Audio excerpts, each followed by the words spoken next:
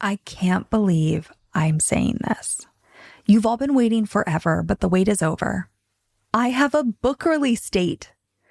Up until now, you've heard me talk about the Wheel of Connection and the Roots of Friendship framework in bits and pieces throughout the 175 episodes of Friendship IRL. But now, I finally have the book that ties it all together. An in-depth guide for where you are now, to what you want your connections to look like, to a real action plan for getting there. Basically, the missing vocabulary for every relationship in your life and a real plan for what to do with it. Are We Friends Yet? Yep, I know it's a good title. Are We Friends Yet? Releases June 16th, and I want you to be first in line when it drops. I set up a wait list. Check in the show notes for the link, put your name on. When you sign up, you actually get immediate access to the Less Lonely Club community. You also get the 10-day Connection Reset private podcast, and I got a few other goodies I'm going to drop for you too. This is the book I've been wanting to get in your hand for years. And all of you who have been here, I want to thank you from the bottom of my heart. You deserve to be the first ones to read it. Get on the wait list today. Hey! Alrighty, gang. Here's to nights that turn into mornings and friends that turn into family. Cheers!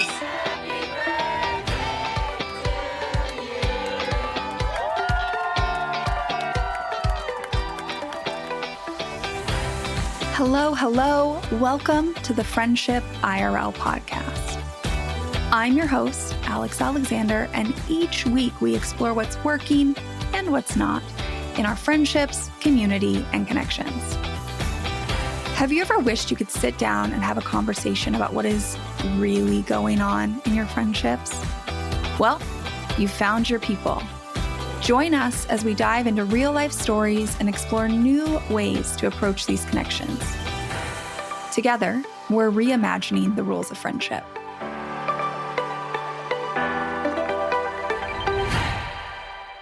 Here you are, leaving that friendship hangout, frustrated again.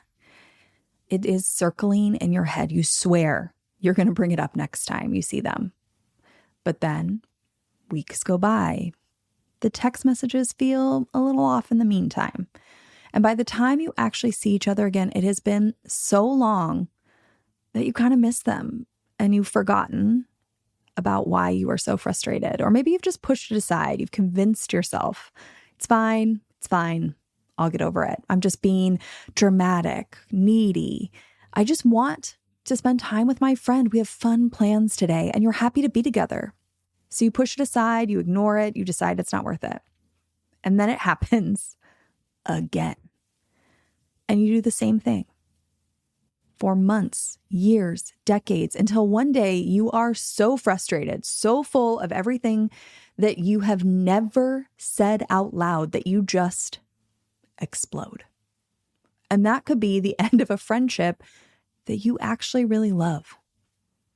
But what if instead you had little conversations along the way, small releases of pressure before it ever built up to that point? I know that sounds uncomfortable to always be meeting up with your friends and having to kind of address these little things. We only get so much time with our friends. But what could that do for a friendship long term? That's what we're talking about today. My guest is Colette Jane Fair, licensed marriage and family therapist, TEDx speaker, and the author of the #1 Amazon bestselling book, The Cost of Quiet: How to Have the Hard Conversations That Create Secure, Lasting Love.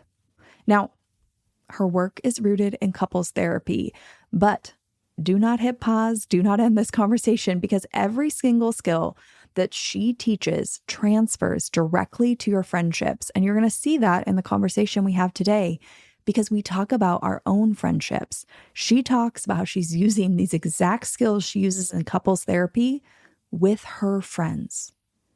In fact, she is navigating one of these very hard conversations with her own friend right now in real time, and she shares with us. So, if you have ever swallowed something hard, you've just pushed it down because you didn't know how to bring it up, this episode is for you. Let's get into it. Colette, thank you so much for being here today. I'm so excited. Me too. Thanks for having me. You know, I was just saying to you, I don't think you get to talk about friendship all the time. Not as much as I'd like to. Well, here's the thing. When I started talking about friendship on the internet, I never thought I would spend so much time talking about romantic relationships.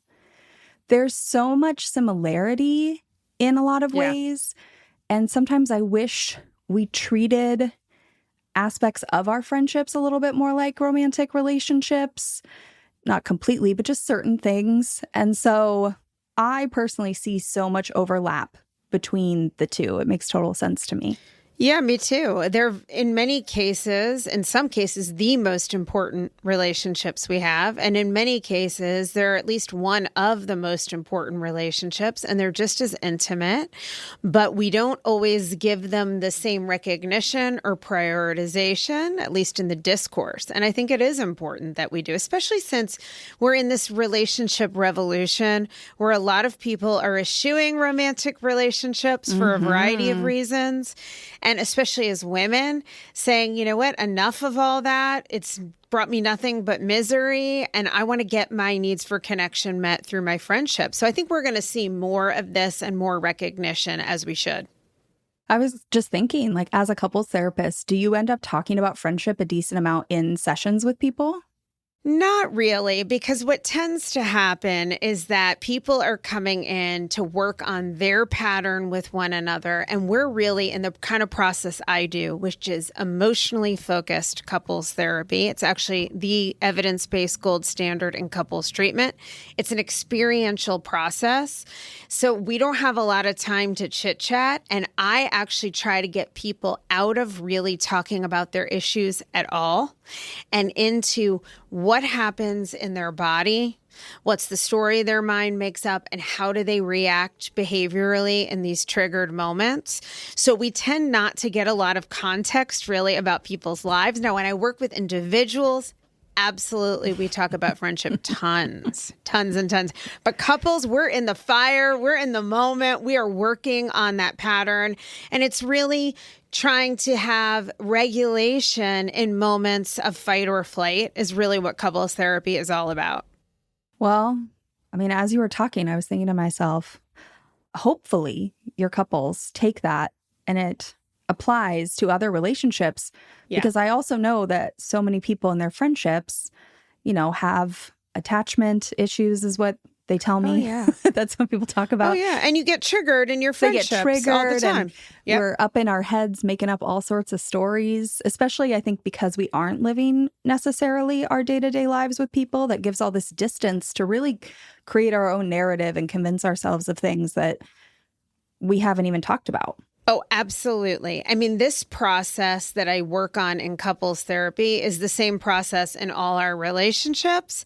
So whatever dynamic of a relationship shows up in this room, I'm going to be working the same way with them. And you're absolutely right. In friendships, we get triggered and we tend to pull back and avoid and get into our head and write stories. And this is actually the very thing that creates all the problems. This is what I wrote my book about, that we avoid.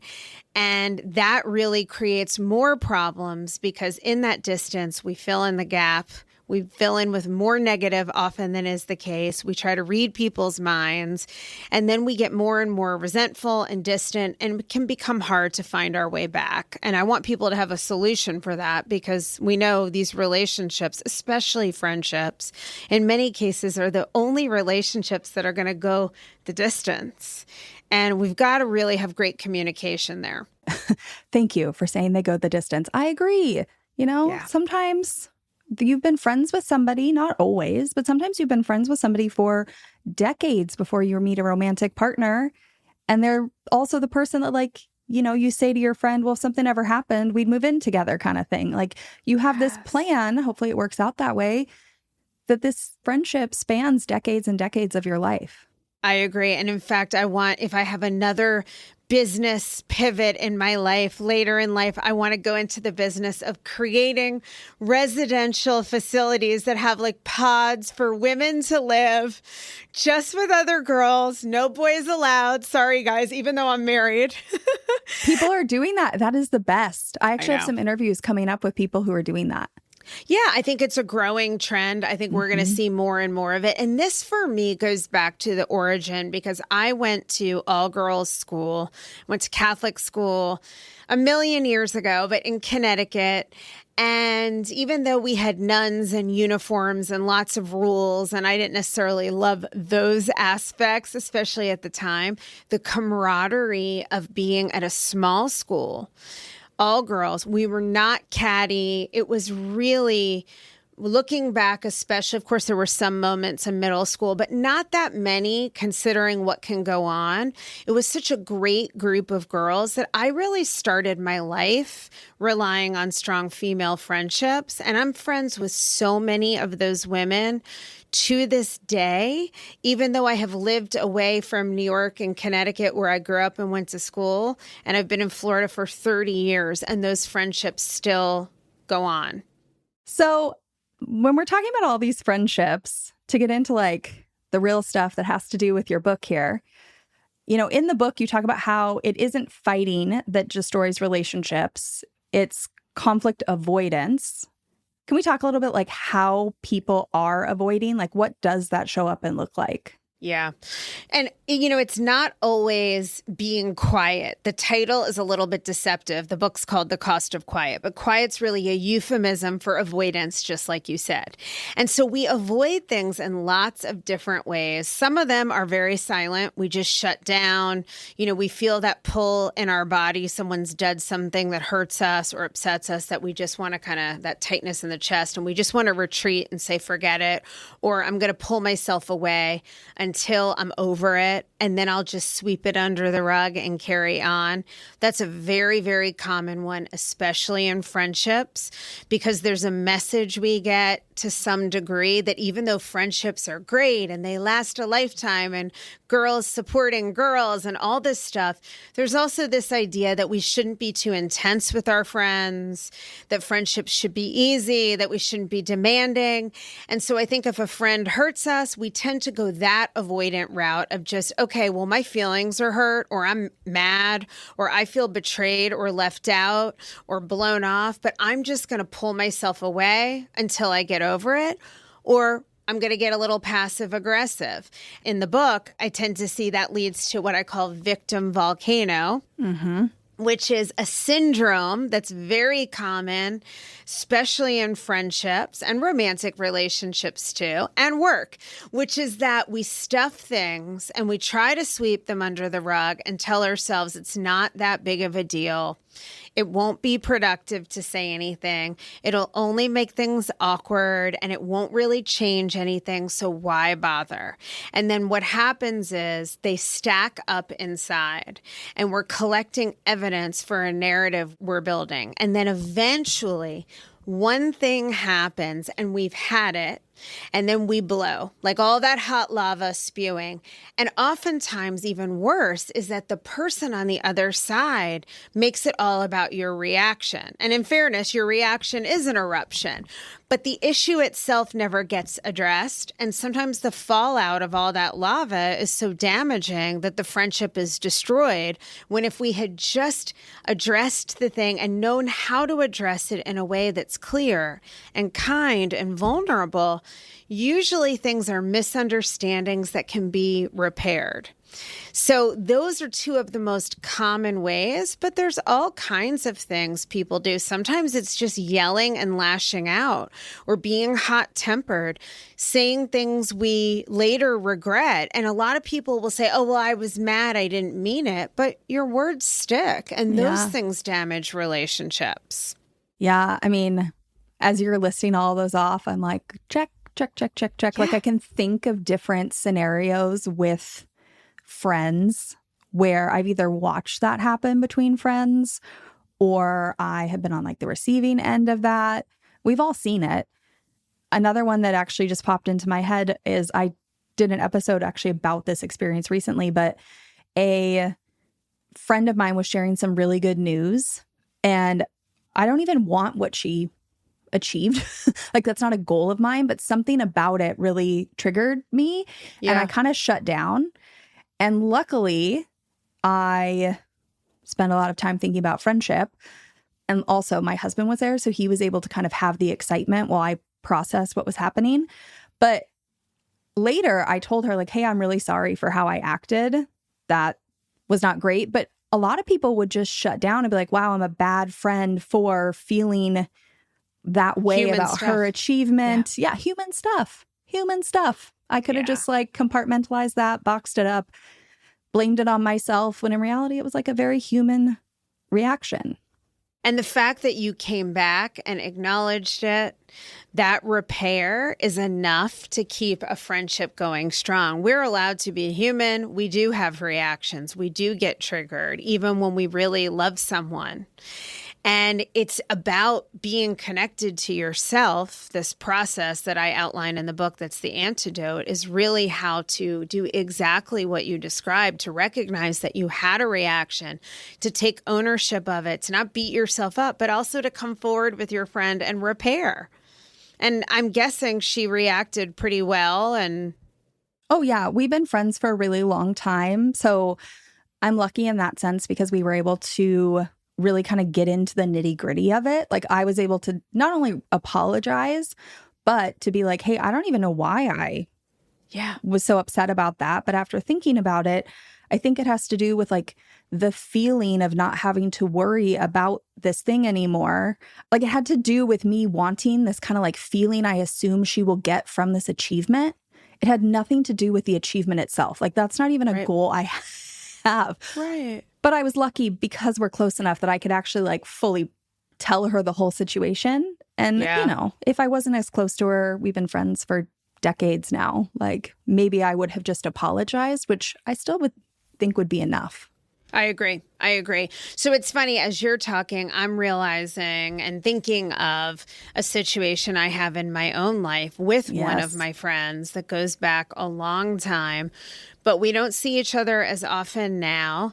And it's a little bit of an example of, you know, I think it's harder. In some ways, it's harder when you're really close to someone because there's so much at stake.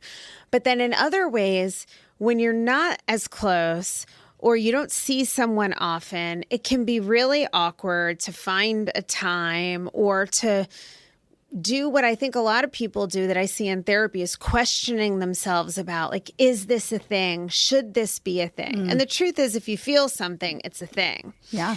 And this friend really disappointed me and behaved in a very hurtful way around the launch of my book, The Cost of Quiet, which is just a couple of months ago.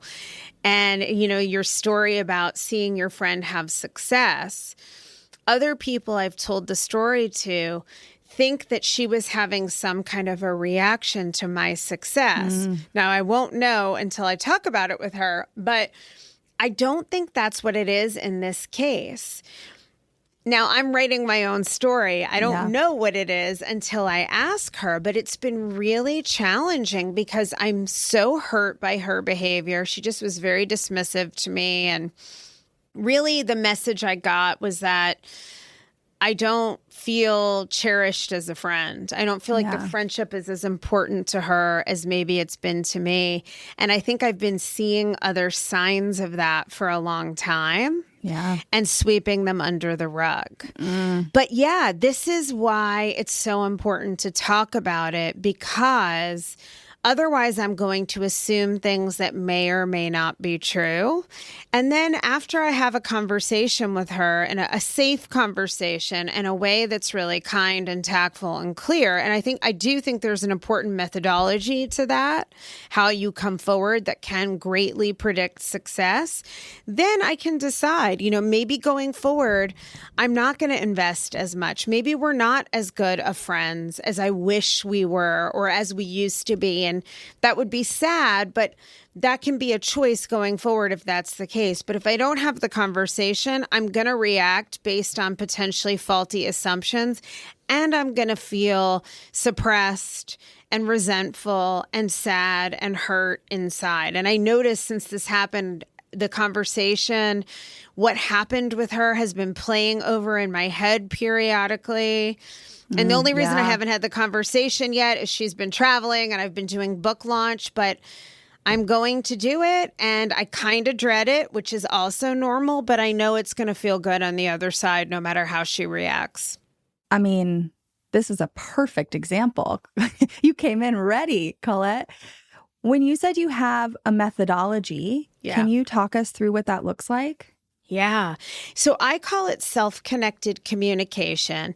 And in the middle section of the book, I really give you an exact blueprint for how to do this, down to scripts and a processing tool. I kind of describe it like emotional Mad Libs, where you can really fill in your own stuff. Because a big missing piece is that we have to prepare before we share, right? The whole idea is that we want to address things that bother us, and then we want to share about them after we've processed, and then we want to repair, right? Anything that goes awry, whatever the misunderstanding is.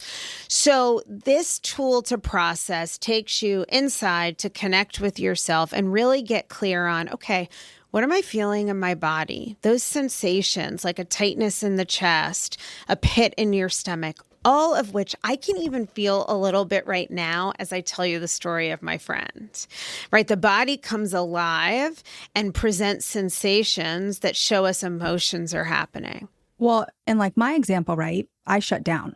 Yeah. So I'm just calling that out for people too. It's like the sensation could be numbness. It's literally like I went like powered down in front of her. Absolutely. And in fact, that's a very common reaction. All of these things are survival mode responses, whether it's fight, flight, fawn, or freeze. Some people get hypo-aroused and they shut down, and some get hyper-aroused and they kind of light up. And when I got curious and did my own process with my friend's story, I found that there was a lot of anger, but really more of like I was offended and insulted. And underneath that, there was just a lot of hurt and sadness because this friend is someone who has meant a lot to me, right? And then you want to search for what are those themes that might tie back to old wounds. So I was getting a message like, you don't value me, I'm not important, I don't really matter to you. And of course, many of us have other times in our lives, unfortunately, that we've felt that way. We've been hurt, we've felt abandoned or rejected. So when we're aware of that, we can say, oh, okay, that's part of my reaction. Because this whole process of self-connected communication relies on recognizing that even though the other person, the friend in this case, has supplied the trigger, the way you react to it is all your own. And we have to really take ownership of that. So once we've gotten curious about our emotions, that anger, that offended feeling, that hurt, those are all messengers and signals that tell us something's happening that warrants attention. And it points us to our needs. So if I'm hurt, that means there's a wound that needs healing, which we can do through repair, right? If I'm angry, that means something's happened that I'm not okay with. I'm really not okay. Whatever the explanation, I'm really not okay at 50, almost 3 years old, having a really, really close friend treat me the way I was treated in this interaction.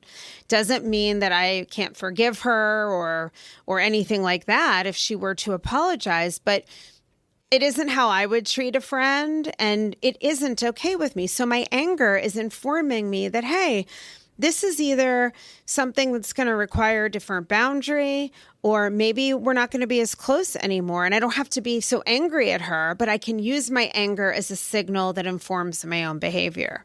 So once I get clear about all of that, this is that preparation and that internal connection, then I know what I'm feeling and what I'm needing.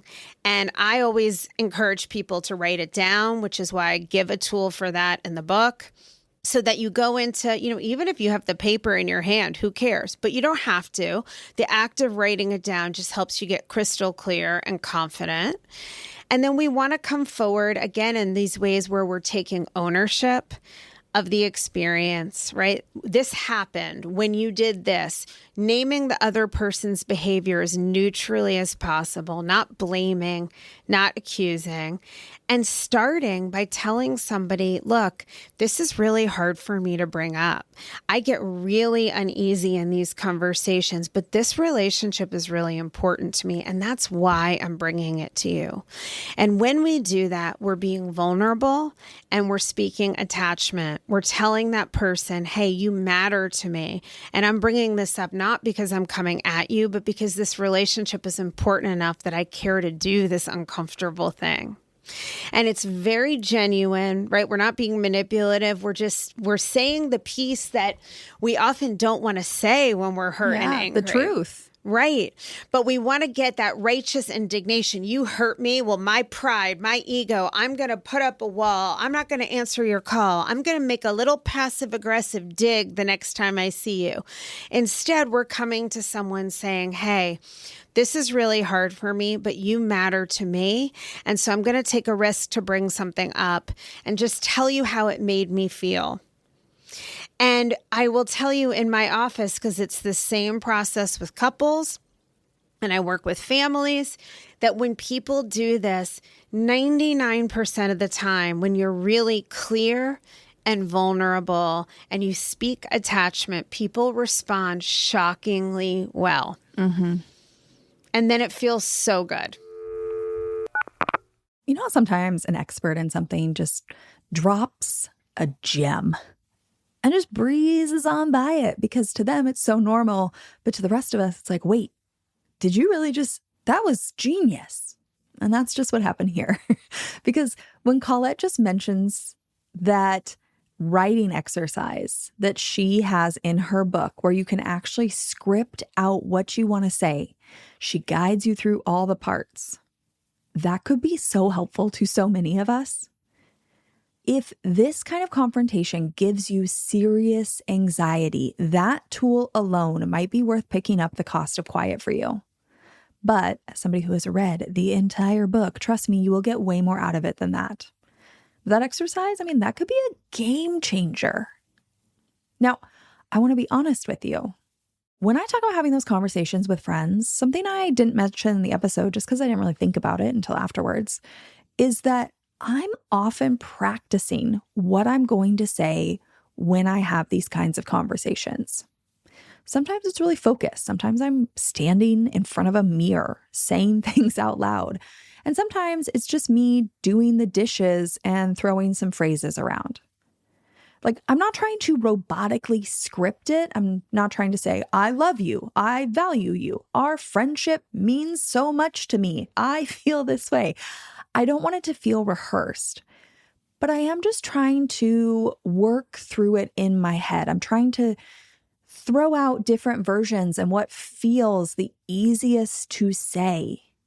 This is like a public speaking tactic. This is exactly what public speakers do. And we can all do it in the car, sitting on the couch, in the mirror, in the shower. If you have a big conversation coming up, try getting the words out to a point where it feels a little easier for them to come out of your mouth. And the more that I've done that, the more that it has become second nature. That's the whole point. Like Colette said, you're building a muscle. Now, I have one other thing I want to flag, because Colette is about to talk about all these various beliefs that we hold about our friendships, that like she values me and this friendship and how she's questioning that.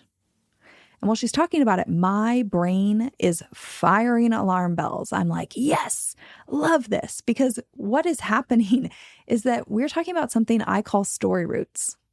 Specifically, what we experience when we have evidence against one of our story roots, but we're holding on to it anyways.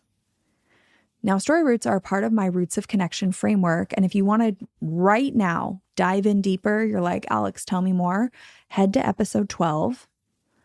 But if you want the fullest breakdown in one place that I've ever done, it's in my book.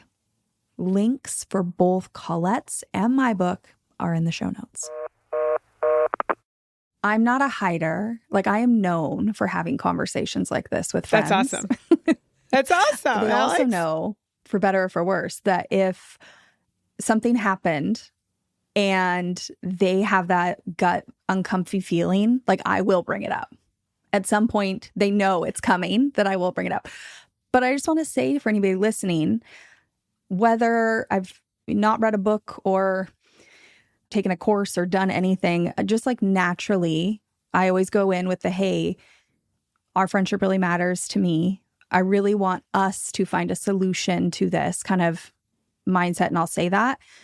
I've never, that's a lie, one time, and I think she had just decided she was done and she didn't want to do the work. But every other time, whether it's like a small thing or a big thing, I've had a positive outcome. Now, that's not to say that everything just goes immediately back to the way it was. Right. Sometimes there's kind of a period where we have to rebuild trust, or we have to adjust to a new boundary that came up or something like that.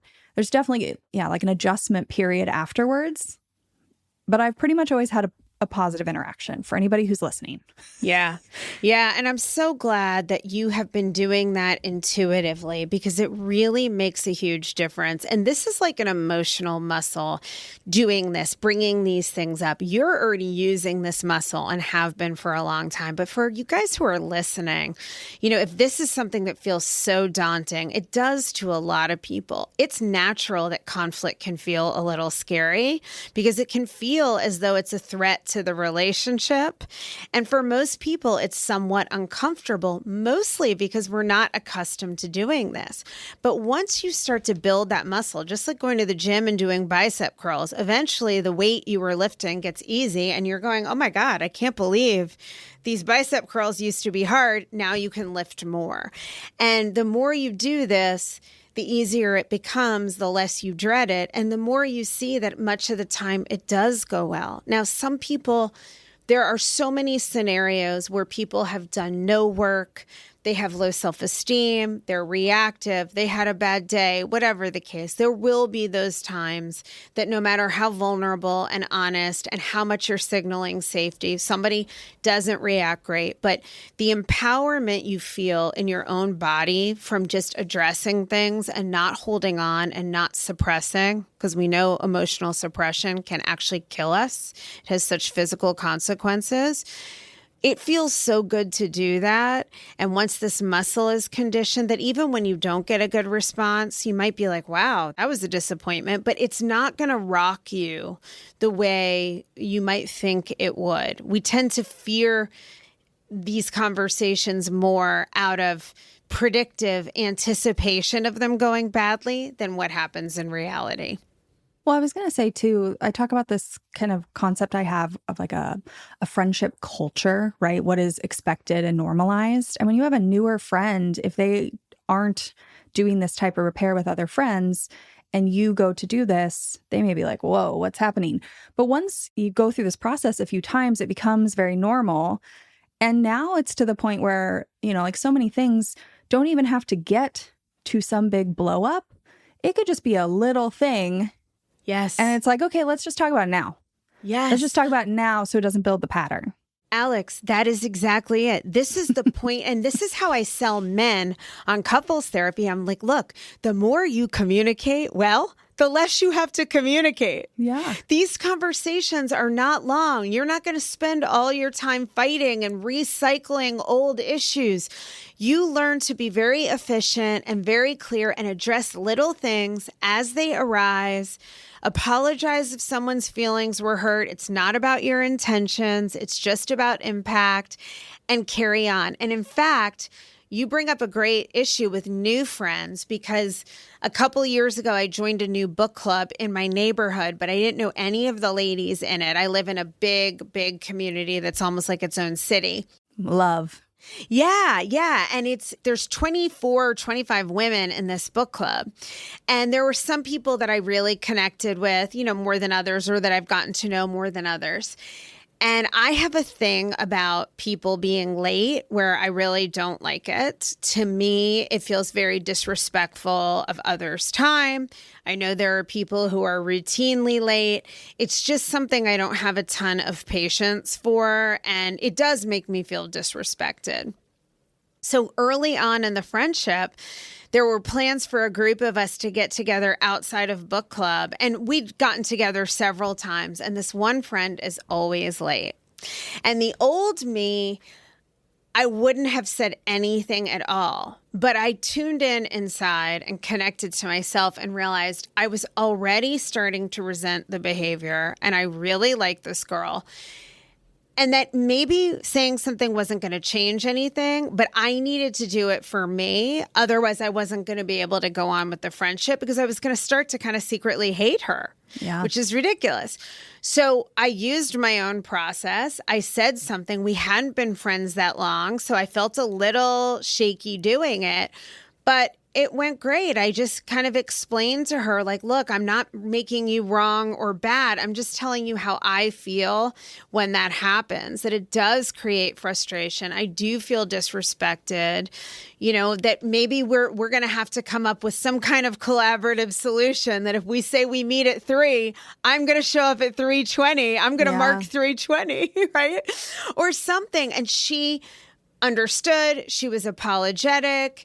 And it's led to many conversations and also jokes about the fact that she's kind of late, but she's made a real effort not to be. And this is a problem in her own life that's caused issues in her marriage. And right, it's not just me. But the point was, instead of holding on to that and muttering under my breath and being irritated every time I went to meet her, I told her in a way that wasn't critical, that wasn't blaming. I took ownership and I said, this is how this thing makes me feel, right? This is about me and my reaction. I don't have to lecture her and tell her why lateness is rude and I don't appreciate that behavior. And how can you be late as a woman in her 50s? And, how do you hold down a job? Like, that's not the way to come forward. That doesn't work with anybody. They're just going to get defensive.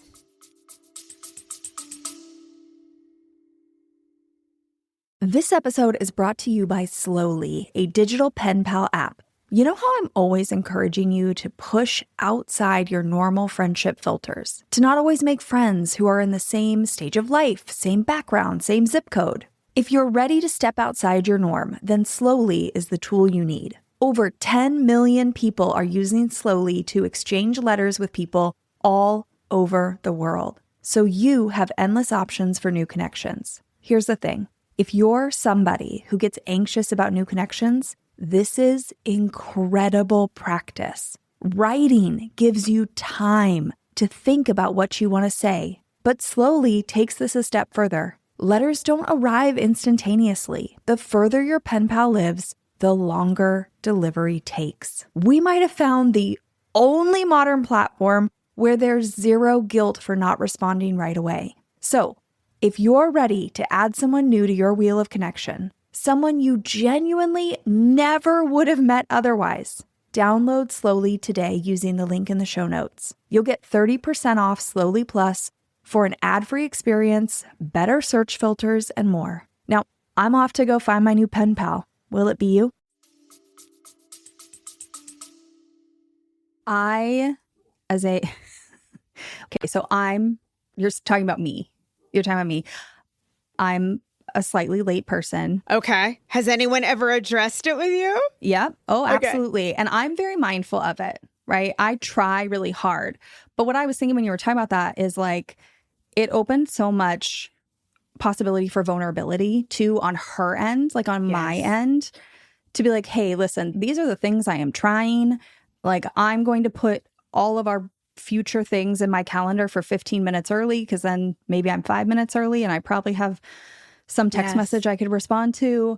If I feel like I'm going to be late, I promise I will text you well ahead of time, This is exactly the conversation we had, Alex. Yeah. And she opened up about how it's been a real struggle for her.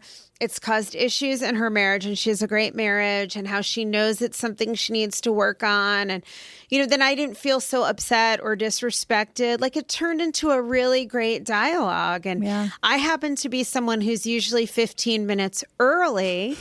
So, part of it was acknowledging that if you're 15 to 30 minutes late and I'm routinely 15 minutes early, I'm waiting a long time. And neither one of us has to be bad or wrong. It's just let's work on this collaboratively. And if you have a vulnerable conversation where you're honest in a tactful, respectful way, and you focus on yourself and your own inner experience instead of the other person's wrongness, you really get a good outcome a lot of the time.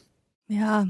Yeah. I'm a 5 to 10 minute late person. That's not so bad. That's not 30's a rough transition. 5 to 10 is me just like not thinking I can get one more thing done before I walk out the door. Totally. Which is generally my problem.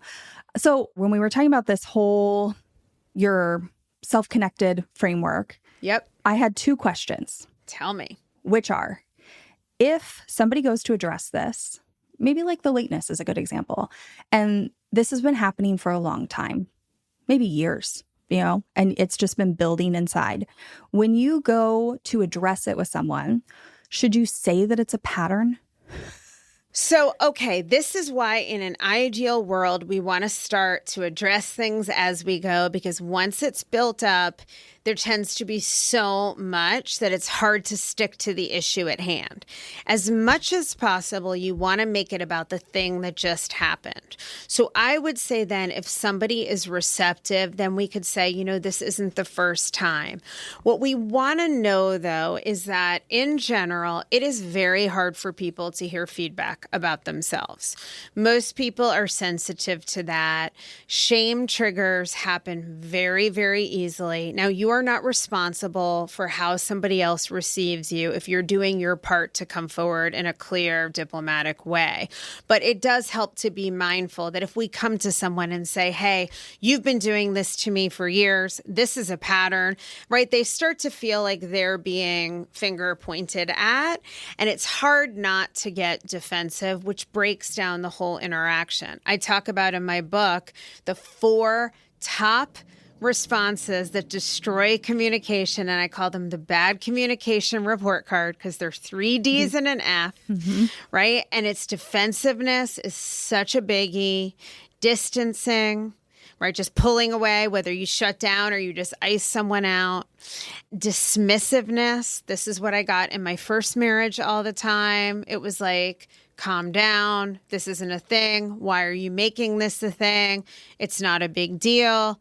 You're being dramatic. You're being irrational, right? That is never going to make somebody feel good about opening up to you. And then the F is for fixing. We all have that impulse to problem solve. Nobody wants that.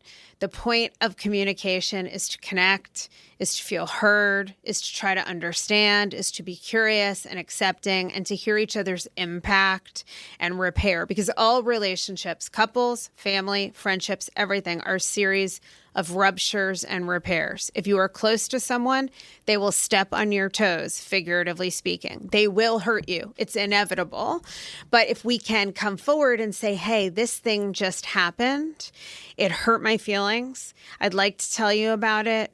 You're really important to me. I'm just sharing the impact it had. That's all. I want us to be good. I want us to be collaborative, right? And we get a good response. Then we might say, I'm finding that some frustration has built because this has happened before, and it's on me that I didn't address it sooner, right? The more you talk about you, your inner world, your emotions, why you are the way you are, and the less you blame and accuse and project your story, the more successful the dialogue will be. And really, that's more honoring of you. It's a cop-out and even a form of avoidance, which I point out in the book too, to criticize someone else. We all want to do it, right? Why did you do this? You didn't call me back. You said you'd do the dishes and you didn't. You were 15 minutes late when you told me, Alex, 10 minutes, that you were going to work on it and you were still late, right? Immediately we have criticism and we're going to get defensiveness, almost guaranteed, unless this person is Jesus Christ reincarnate, and just Mother Teresa has the patience of a saint. It's just not human nature. So ideally, one thing, and then if the conversation opens and deepens like what you described with your friend, then we can say, hey, this has happened before, and I should have said something sooner. And then my other question that came up is, let's say like that situation where I shut down in front of my friend and maybe she noticed and wanted to bring up how she felt. What are your thoughts if somebody wants to maybe like bring it up in the moment and they haven't necessarily done this entire internal process, or maybe they're just really speedy and they can do that in like 30 seconds. Yeah. Okay. So I do think in time, as you do this more and more, there will be times that you can connect to the more vulnerable feelings in the moment. But if you're too triggered by something, it's just physiological that we're in survival mode and we're not thinking clearly. And it might be best to wait until you're more adept at this, because it reduces the chances that it comes out like, what's wrong with you? Why are you shutting down? Right? Or like, why are you acting like this? Why are you not saying anything? And we have a thing called neuroception, which means in an instant, we can pick up on what's happening with someone else, whether they're signaling safety or danger in like 1/600th of a second. It's in the facial expression. It's in the body language. So we don't know why the person's upset, but we can tell when something's off. So if we are going to address something in the moment, it's always best to just get curious. Hey, is something wrong? You know, what's going on? And I don't know. I'm kind of confused. Right back to your feelings. Could we talk about what's happening? And if it hurts worse than that, or there's something deeper to it, then you can explore that later and readdress. But ideally, when we really get into something that's hurt us in a way or disappointed us, we're spending some time processing first. Is it worth it in the moment? You know, if you maybe somebody wants to bring it up and you haven't processed it, to maybe acknowledge like, hey, I do want to do the repair. Like, yes I did shift. I need some time. Crazy that you as my friend can tell that. I love that. But I don't really know the answer yet. But I do want to talk it through, but I got to think about it a little bit. Something. Actually, that's perfect. That is okay. Literally perfect. And this is what I try to work with my couples to do. Same rules apply in all relationships. It's just being really honest about what is. You know, I tell people a lot, I love this metaphor. For some reason, it just seems to click that. Because maybe you don't have this problem as a younger person, but I can no longer watch TV without closed captions. Like I can't tell what they're saying half the time. I've gotten so dependent on them. We think people know what's going on with us, but we don't have closed captions. It isn't clear. And we almost need to communicate as though we do, that we're literally transcribing exactly what's going on inside, because communication is so highly invalid. Even the words spoken are only 7% of communication. And we hear people through our wounds. Yes. Isn't that wild? 7%. Okay. Yes. Yes. The words are so little of it. It's the safety. It's the danger. It's our own personality, how hangry we are, our old wounds, right? I'll hear in my office all the time, for example, people who had a really manipulative parent or sibling or former spouse in the present with their partner, something will happen and their immediate go-to is, you're manipulating me. Mm-hmm. And a lot of the time, I'm not saying there aren't manipulative people, but most of the time, that prediction, that story isn't about the partner. It's about the people who were manipulative in the past. Mm-hmm. So we've really got it. The goal of communication is to connect, clear up misunderstandings, acknowledge that ruptures happen. You're going to have a physiological reaction, right? You don't know why you shut down. You did. It was human. It was real. So saying to someone, hey, you're right, something's happening. I don't even know what's going on with me yet. I want to talk about it, but I need some time to just process it first, is so good and healthy. Well, I think especially in friendship, because we have all these narratives out there about how it should be easy. And if it's not easy, then just move on to the next one, as if making I talk about this all the time, like as if making a new friend isn't also work. Right. You know, you can choose the work of repair, or you can choose the work of making a new friend, or you can choose the work of going through life alone, which is also hard. They're all work. Choose your work. Exactly. Choose your work, choose your hard. And going through life alone is really not a viable alternative. You got to have connection somewhere. We know loneliness kills more than obesity and cigarettes. That is researched and proven, which is wild if you think about it. So that's not to say we let a friend trample all over us, but not to be so quick to, rule people out with an off-the-cuff judgment. At least have the conversation, find out what's happening, and then you have information with which you can make informed decisions about how close you want to be or how much you want to tolerate. Because I do think boundaries are important too. Absolutely. Absolutely. But, don't just make a snap judgment when you don't know. You don't know. Exactly. Your brain has made up a story. Yes. And that's actually, Alex, really the number one place I see things go wrong.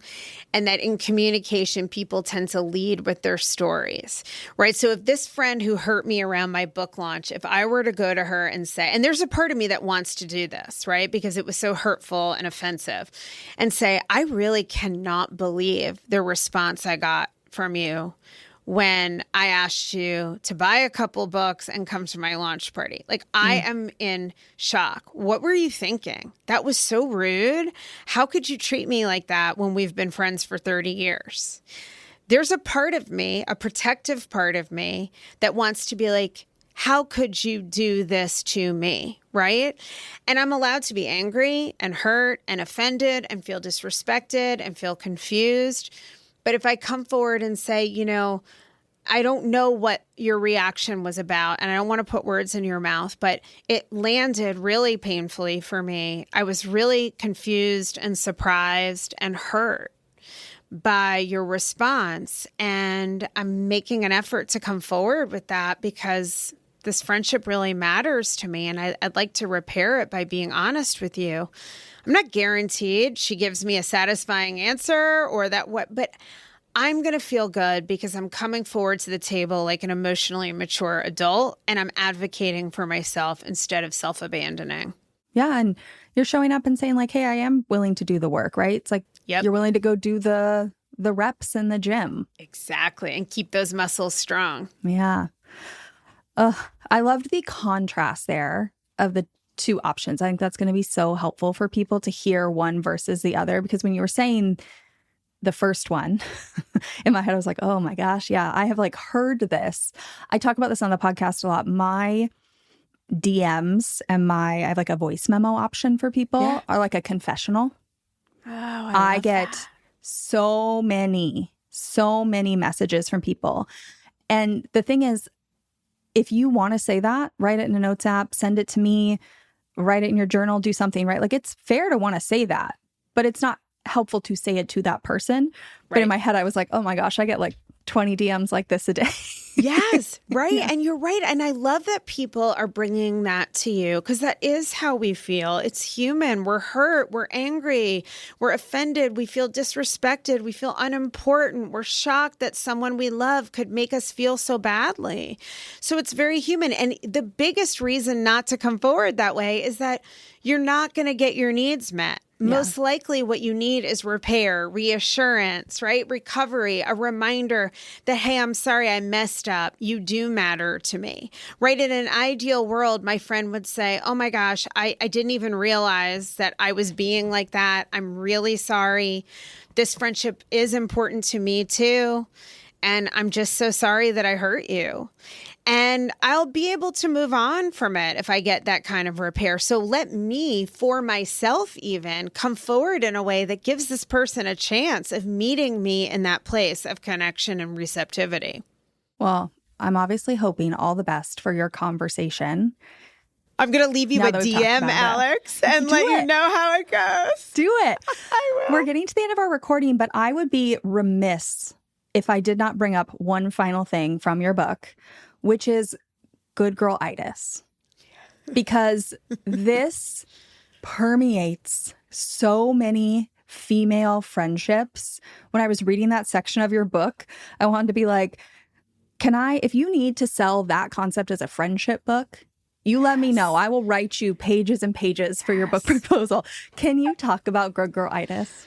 Yeah, it's so big. It's so powerful. So I call it good girl-itis because it is like a disease that we're all infected with, and we don't even realize it to some degree because it's so pervasive in society that we're raised to be good, to be nice, that being a good woman still, even though we're so powerful as women, means you're needless and selfless, and that it's even noble, right? The more you put yourself last, the more of a great friend, wife, wife, mother, worker, boss you are.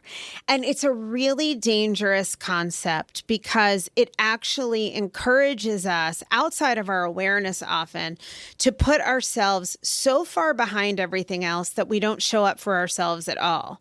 And then is it any wonder that we're exhausted, that we're depleted, that we're resentful, that we can become passive aggressive? It's really not healthy to do that. It is not selfish to think of yourself. Of course, we want to consider other people, but our primary task is to take care of and to parent ourselves in a loving, nurturing, healthy way. So the antidote to good girl-itis is that we're considering other people, right? We want to be good citizens of the world, good friends, and all of that. But that all roads come back to checking in with ourselves and asking, we all have a little girl inside. And I talk about this a lot in the book too, that little girl that you once were, she's still in your body, even as it ages and gets wrinklier and wrinklier as time goes on. That little girl's in there and she needs you. And if we don't check in with that part of us and say, hey, how do you feel about this? What's it like for you to have said yes to, 5 social engagements this week when you've worked 12 hours a day and you're exhausted because you feel like you're not going to be a good friend if you don't go? Is this a case where it really makes sense to be doing that? Or would it be okay to honor your own needs and say to a friend, hey, I'd love to be there. I just can't. Can I make it up to you by buying you lunch? I'm just making up a scenario, right? But we have got to honor ourselves. And as women, we have to not frame that as selfishness, because checking with you is really, really important too. We tend to treat a stranger more kindly than we treat ourselves.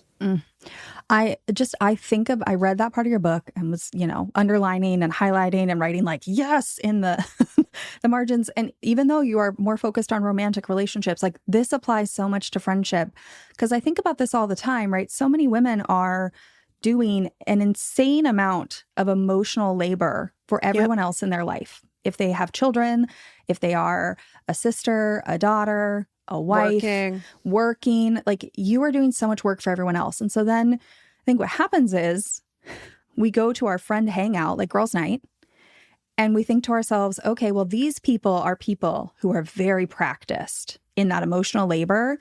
And I would love for someone to just hold me emotionally for 10 minutes, to listen to me, to validate what I'm going to say, to whatever. And everybody there, you get there, and you can also tell that everyone else is exhausted. And then we have this repetitive cycle where you sit in this room and you think like, well, everybody else had a bad week, so I guess I'll just shove it down and I won't ask for anybody to listen to this thing that happened to me. No, it's okay. It's okay. I don't really have anything to share today. Yeah, I'm fine. Right.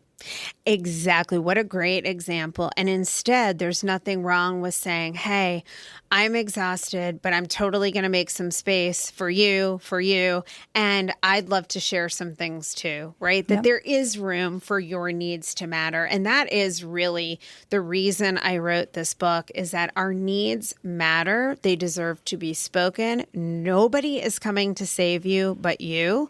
And it is okay to have emotional needs and friendships as well, and to express them. And just when we come forward in this very adult way that honors that little girl inside and is respectful of that other person, our friendships actually get stronger and better. I know that I'm recommending a book about relationships to everybody here about friendship, but like people should go listen to it. Should go read it. There are so many gems in this book that apply to all relationships, as we've obviously seen in today's episode. And you talk about this in the episode, how healthy conflict actually creates a deeper, more secure bond. And I think we could both agree we really do want that in our friendships. Absolutely. I feel like these are the friends that at the end of the day, I want to go out like Thelma and Louise. I get so much from my female friendships, and it's one of the most rewarding areas of our lives. And I think we're lucky as women, Even though we have a history of good girl-itis, we also have a history of celebrating friendship more than men have. Hopefully that's changing. But let's continue that by deepening it with this honesty and really make more secure bonds. Yeah. Colette, thank you so much for coming here today and chatting with us all about your book and everything that's in it. I think you gave so many really just like tangible examples that people can go and implement and try to build that muscle. Thank you for having me. And hopefully everybody will go check out The Cost of Quiet. It really will help you communicate in all areas of your life. Sometimes I feel like I sound like a broken record. Put it on my tombstone. Because I say friendship is a skill. I don't even know how many times a day. Like between hanging out with you here, social media, calls I have with various people, just tattoo it on my forehead at this point. Actually, the more I think about it, friendship is an entire pack of skills, and all of them together, the showing up, the communicating, the repair. That's when you look at someone and you're like, wow, they're really good at friendship. It's just because they've practiced that pack of skills. And this, talking about repair and these kinds of conversations with Colette, this is one of those skills. And like any other skill, it only gets better with practice.